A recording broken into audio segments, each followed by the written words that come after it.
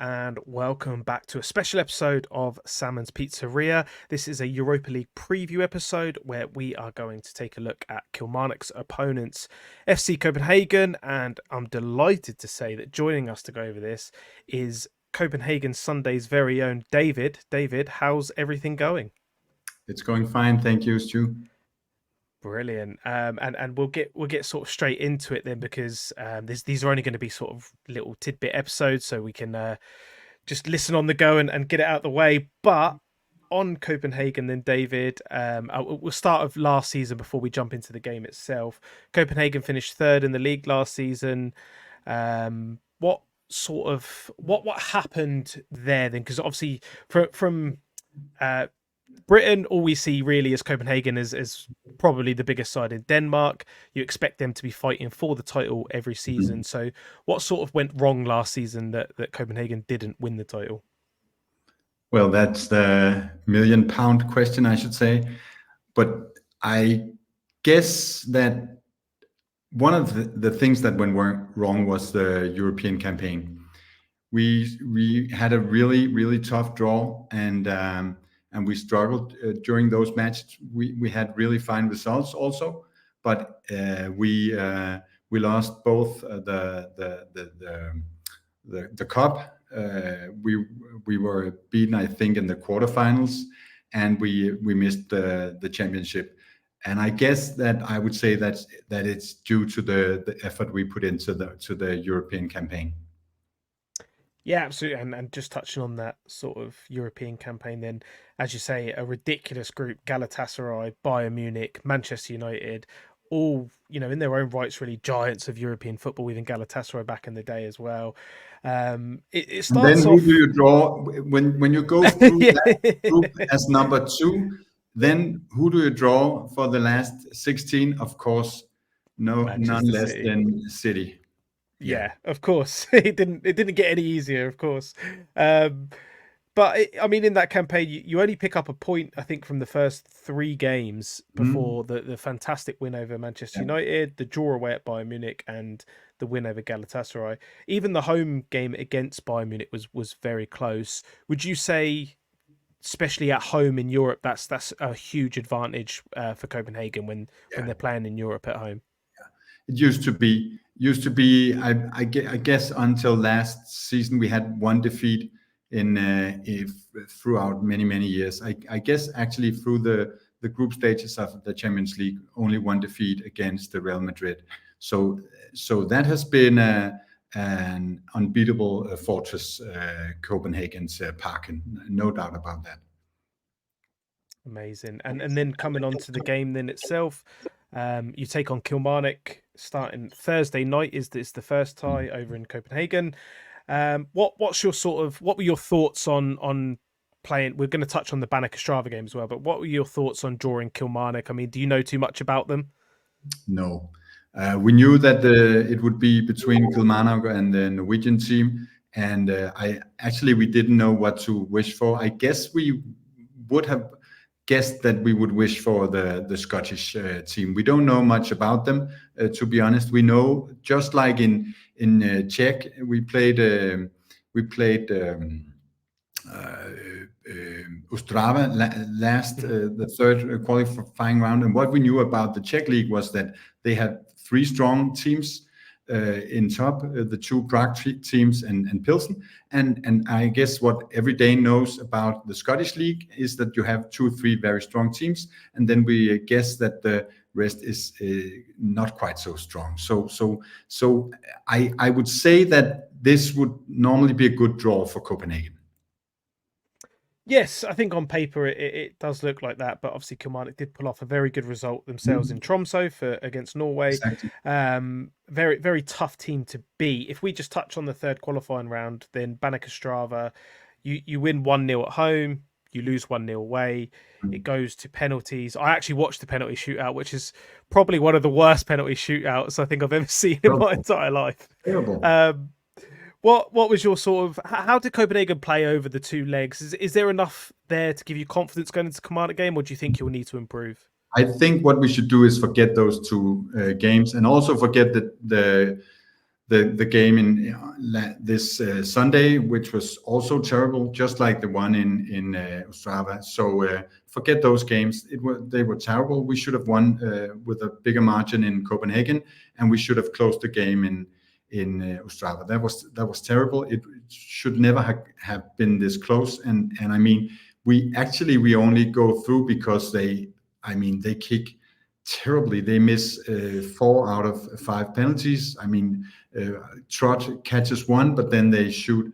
I would always say to a kicker, kick high, and I'm glad they did, because I mean they kicked terribly, and we thank them for that. Yeah, I think 3 of them went over the bar, didn't they? It was Exactly. it was crazy. Yeah. And so just on your team this season, then you obviously had a few transfers going in and out. I think you've replaced the keeper, which seems to be a big one. I'll stop you there. Go We on. had extremely many transfers. This is a crazy window for us, and we are not done yet. I mean, I think we will have 10, maybe 12 players out and 8, 10 players in. So it's a crazy window, and we can see that. That's one of the reasons we played terribly against Viborg this weekend. Viborg went through 4 games having 1 point, conceding 3 goals in every of those 4 games, and then they come to Parken and they play 1-1. I mean, that's terrible, and that's one of the reasons is that the team is not. I mean, they haven't got time to train together, so that's really not good. I talked to the coach this afternoon, and that's one of the things. I mean, he's not the one that stands in front of the press and cry, but I mean, it's obvious that when you get new players in and you can't train with the team, that's a problem. And really, they don't have many sessions to train. So that's one of the key issues at the moment. Absolutely, yeah. It's the same for a lot of clubs. It's a big change, isn't it, when you bring in so many players? But looking through the team, I mean, there's certainly if you're a football manager fan, you'll recognise a fair few Copenhagen players. Cornelius, Larsen, Elanusi, Klassen, Vavro, Clem, Falk, and of Delaney, and then of course Rooney is obviously is injured as well, isn't he? Which is probably a massive plus for Kilmarnock, but not so much for Copenhagen that he's out for quite a while. But Copenhagen, despite the amount of transfers, you seem to have a lot of experience in the team. And how key is that? Like Danish internationals, Swedish internationals, all these big players that are just sort of touching on 30 or early 30s, that they're so experienced, and it can be a real game changer, certainly these qualifiers, and when you're coming up against not so experienced teams in Europe. Well, the Copenhagen strategy at the moment, starting 2 years ago, is having one half of the not the team playing, but the squad own homegrown talents, and they've been quite successful with that. But obviously, when you look at that, and when you look at the new players coming up, they have to have some experienced players alongside them. And in some games, we see only one, maybe, talent of our own, and in other games, we see 3, 4 talents, and through the game, maybe 5, 6, 7. So obviously, the experience is extremely important. And then Larsen, unfortunately, went out in Ostrava, so he won't be playing. And Cornelius is injured as well, which is, of course, not good. But we have, of course, other experienced players, and that's nice. I guess that Delaney, unfortunately, will be out as well. So, I mean, there have been extreme amounts of injuries, and that's another key issue when we talk about Copenhagen at the moment. Wow, yeah, I mean, starting to sound like Kilmarnock might have a chance in this game, actually. That's what we're hoping over here anyway. So just on the setup then, how are you expecting, how do Copenhagen usually set up if they're going into a match, certainly a match at home that they're favourites in?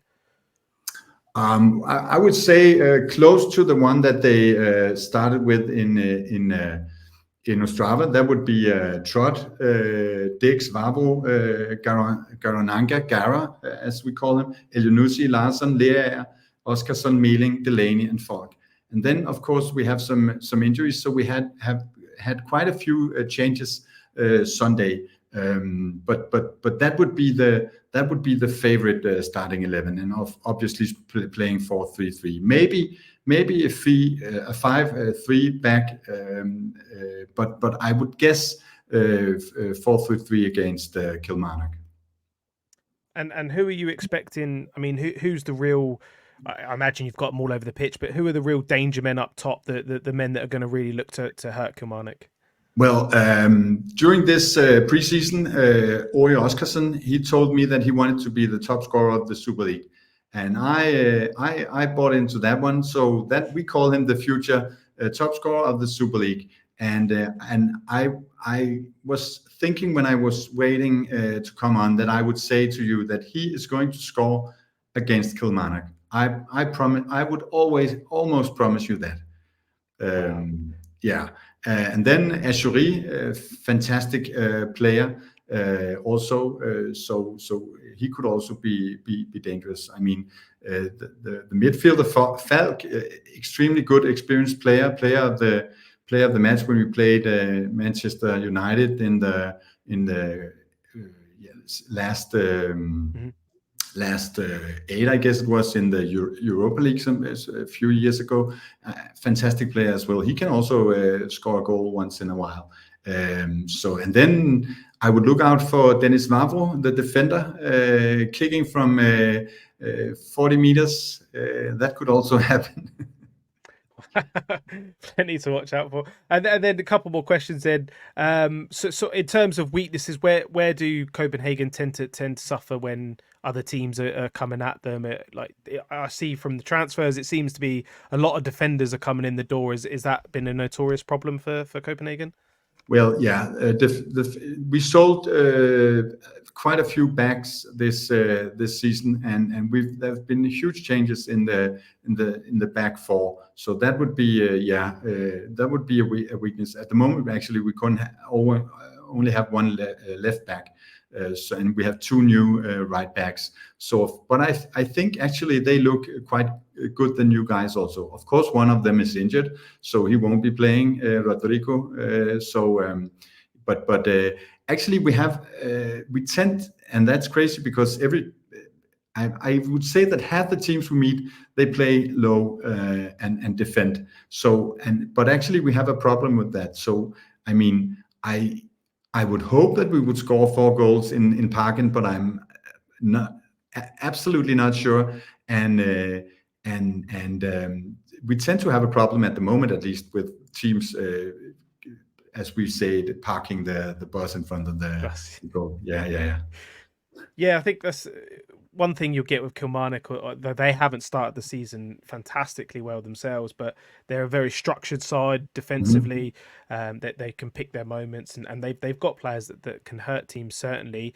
And just in terms of the away leg, then if it is a narrow game on Thursday, I don't know. Apologies, I haven't really looked into the Danish league to see what your sort of pitches are like. But Kilmarnock was a controversial one in Scotland because they have the plastic pitch, exactly. the 4G pitch, and that will be out of Kilmarnock next season and out of Scottish football top flight, I believe, from 2026.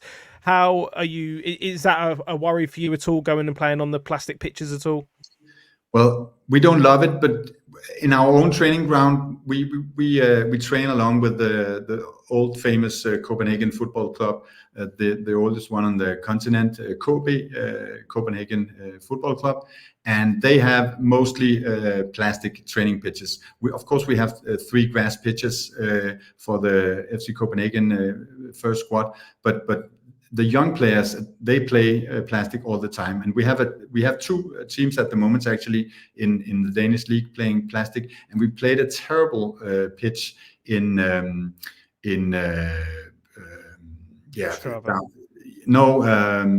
was terrible also, but that was it looked bad. It was grass. It looked terrible. Gibraltar, that was a rugby pitch as well, and that was really bad, and it was really dry, and I would say that they should be used to playing whatever serves. Yeah, well, that's fair enough. And then lastly, final question, then, David, I'm going to get from you is a match prediction. How do you see Thursday going, and how do you see the overall 2 legs going? Well, the Copenhagen team, they know that they should pull themselves together now because the fans have not at all been satisfied with the last two results. So I would say 3-1 Parken, and if you fight really well, 2-2 in Kilmarnock. Wow, amazing. So maybe Kilmarnock do have a chance in. That's what we're all hoping. David, thank you so much. I'm sad to say every team has a chance against the Copenhagen. but you can tell me, you saw the match in Czech, the Ostrava the other day. How would you compare Kilmarnock to Banik Ostrava? I would say, judging from Kilmarnock early season, they've not been as good on the ball. They've really struggled in sort of possession at times. I find they give the ball away really cheaply, and they seem to. I think the problem with Kilmarnock at the moment is they're going through spells, and it completely changed against Tromsø away. But they go through spells where the defense just sort of goes missing for about 10 minutes, and then it's chance after chance after chance. But on the flip side of that, they've got a very good striker in their captain, Carl Vassell. He's brilliant at holding the ball up, bringing others into play. They've got good wingers, good centre midfielders, and I think what we did see away from home in Norway was that structure came back together that they had last season, and they just repelled every Tromsø attack. The keeper made some good saves, but I think overall the defense was really, really solid. And well, I think they're going to need that more than ever against Copenhagen. But if everything clicks and they can get back with the game in sight to Scotland, then they may have a chance. They may have a chance. We're all praying they have a chance anyway. Of course you are. Of course. But no, David, thank you so much for coming on. We really, really appreciate it. Just getting a little insight into Copenhagen. Thanks for having me. No worries, and maybe we'll do it again next week if you don't beat him too bad. We'll have you back on maybe. Great, thank you so much. See you. Thank you, David. Bye-bye. Bye.